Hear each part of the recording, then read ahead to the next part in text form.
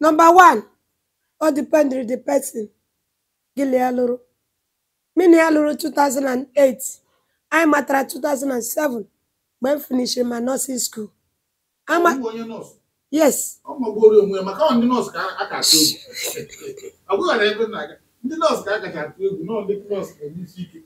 won't have a mistake, let me tell you. All depends on the individual. On your polana bar nezi, na nezi, no matter what. No matter what.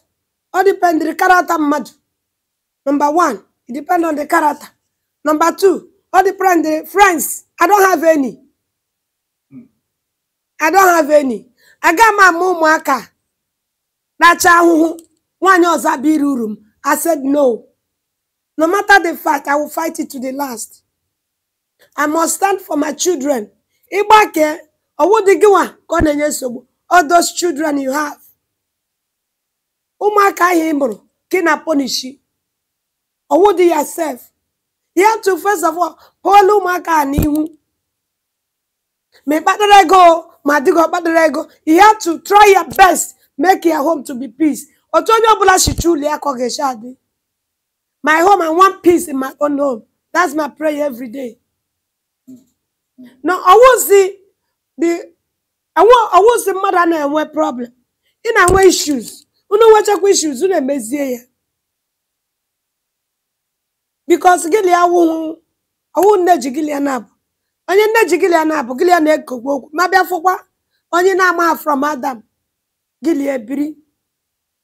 You know what you mezie. Okay, oh, paputaro makano. Ya we paputa gi me hagini. Nda hishi adema. Under that you move for most of them, some of them did their course real. Some of them are opening the white course real. And then I want hero.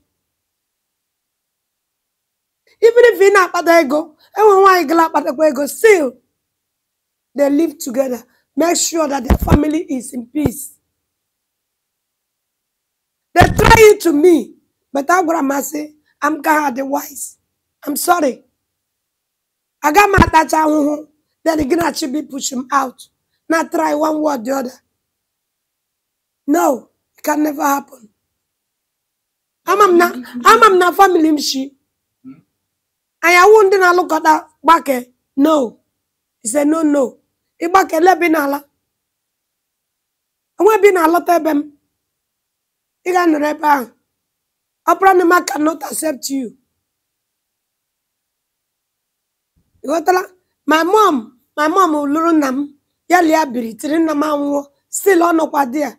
So let him get she lordy. Muna bapota. And I'm a bapota.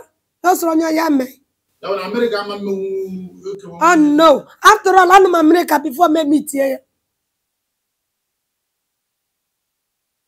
Oh, you want program America? I know Americano. I got America 2002. So meet here 2007. I am back to 2008. 2009, Mamu Adam. 2010, Mamu Pram. 2012, Mamu my last one. Well, what is here under 16? Yes.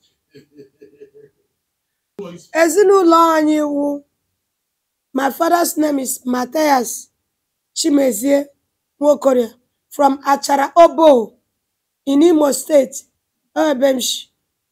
And when who Lord the roses, who love nwere issues. But immoral issue gidi. Try here. Especially on your umuaka. Most of them naga mental because of the family breakage. Most of them they issues in the school. They cannot concentrate. On a maybe says umuaka. The madam genye na how I try here. Onye obula nwere fault. Mu nwere fault. Di mu nwere fault.